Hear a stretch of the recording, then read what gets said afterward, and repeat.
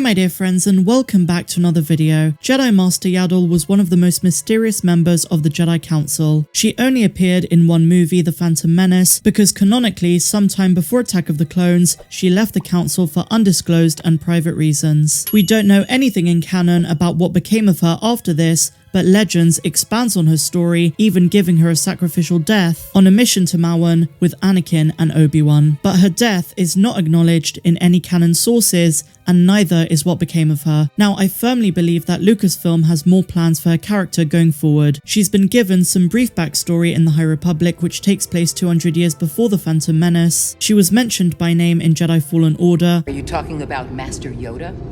Yes, he is very legendary. Wait, what? Who? No, I'm talking about Master Yaddle. She's going to feature in LEGO Star Wars The Skywalker Saga, and now a third canon Yoda species was introduced in 2019. So mark my words, this is not the last we've seen of her. Now, even though we don't know the exact reason why she left the Jedi Council before the Clone Wars, allow me to posit a theory, one which I've had for a long time and I really can't wait to share it with you. Grogu was the reason that she left. Let me put the pieces of this theory together and I promise you it's going to make sense as we go along. So without much further ado and without any more jibber jabber, let's dive into it. Grogu was born in the same year as Anakin Skywalker, and that means by the time of the Phantom Menace, he was about 10 years old. As we learn in The Mandalorian, when Grogu communicates to Ahsoka, he was raised at the Jedi Temple on Coruscant and many masters trained him over the years. So we know he would have begun training sometime during the prequels. Now let me just say my theory rests on one assumption, that Yaddle is Grogu's mother. I believe that the Jedi Council even knew about this, and who knows, maybe Yoda is the father. But either way, the Council allowed it. Just like Ki-Adi-Mundi species, the Saurians, there are exceptions to the celibacy rules for Jedi, especially if you're a member of an endangered species. And Yoda's species certainly qualifies, and as such, the Jedi Council may not have had a problem with Yaddle having a baby. But here is where things start to go south. We don't know this for certain, but it appears as though the Yoda species has a natural inclination for heightened force sensitivity. In fact, every member we know of is force sensitive. Even Frank Oz once said that the Yoda species might have been the original Jedi race. As such, Yaddle knew that her baby Grogu would soon begin training as a youngling at the Jedi Temple. But when Grogu started his Jedi journey on Coruscant, what if this posed a problem? We learn from The Mandalorian that the Yoda species is very capable of affection and deep connection. Grogu might have had the same attachment he would later have for Din Djarin for his mother, Yaddle. And during that time, what if Grogu was untrainable? Being a Jedi Master on Coruscant, Yaddle would have trained many Padawans and younglings at the temple, and Grogu may have been one of them. But the love that he had for his mother was keeping him from advancing, because he couldn't let go of what he feared to lose. So as a response,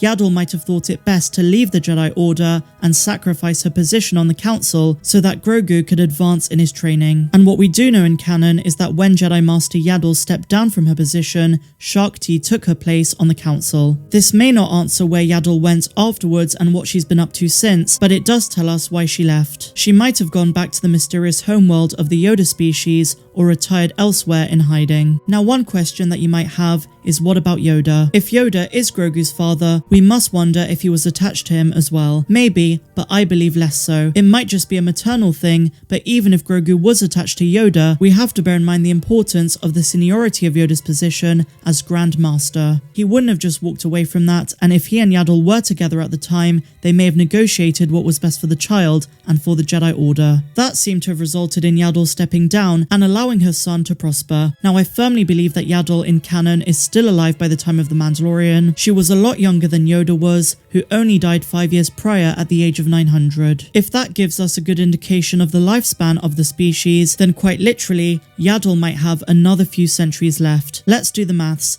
Yoda was born in 896 BBY and lived to be 900 years old. Yaddle was born in 509 BBY, making her nearly 400 years younger than Yoda. So there is a good chance that she is still alive, and Grogu could reunite with her someday in the future. I'm very aware that not everyone likes the idea of Yaddle having anything to do with Grogu, but given that we've only seen 3 Yoda species in canon, as we know there are other members in Legends like Minch and Van Dotakar, I don't think Lucasfilm made Grogu a Yoda species by accident. It seems very likely that at some point Jon Favreau and Dave Filoni will explore Grogu's backstory some more and how he connects to either Yoda or Yaddle. We did get some of his backstory in The Mandalorian Season 2, but as Giancarlo Esposito said, we're only going to start getting some real answers in The Mandalorian seasons 3 and 4. The late great Phil Eason, who puppeted Yaddle, said that very little story was given to him about the character when George Lucas wrote her for The Phantom Menace. George has always been very secretive about the Yoda species, and hopefully Lucasfilm do respect his wishes to never reveal too much about where they come from and even the name of their species, which by the way, Dave Filoni says he knows. But they could absolutely reintroduce Yaddle without breaking that promise and without revealing too much. In my opinion, they could go two ways about it. They could either make Grogu his own Yoda species without being connected to Yoda or Yaddle, or the second option, which I think makes a lot more sense, which is to connect Grogu's story to previous members that we've seen, and when Favreau created Grogu, I really think that they did have in the back of their minds that they would eventually connect him to Yoda, and maybe even, if we're lucky, Yaddle. I would say that Yoda in particular is a very likely link. When Ahsoka mentioned that she's only ever met one member of Grogu's kind and name-dropped Yoda, Grogu's ears perked up. He looked up at her as if he recognized the name instantly. But now that Yoda is dead at this point in the timeline, I would hope that Yaddle comes in somehow, and even if she's passed away, a mention of her in some capacity could really do justice to the character. And who knows what Grogu's gonna say when he inevitably learns to talk. Now I know this theory is not one of my conventional videos, but I did have a lot of fun writing it and making it, and I've wanted to share it with you guys for a long time. And if we're completely honest, it's not too far-fetched. But let me know what you guys think in the comments down below.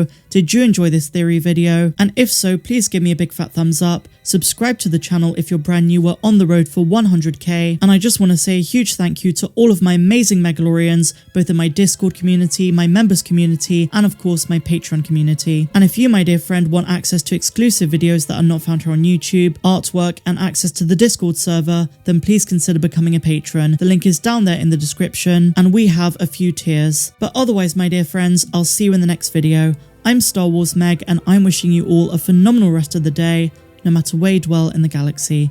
Have a good one.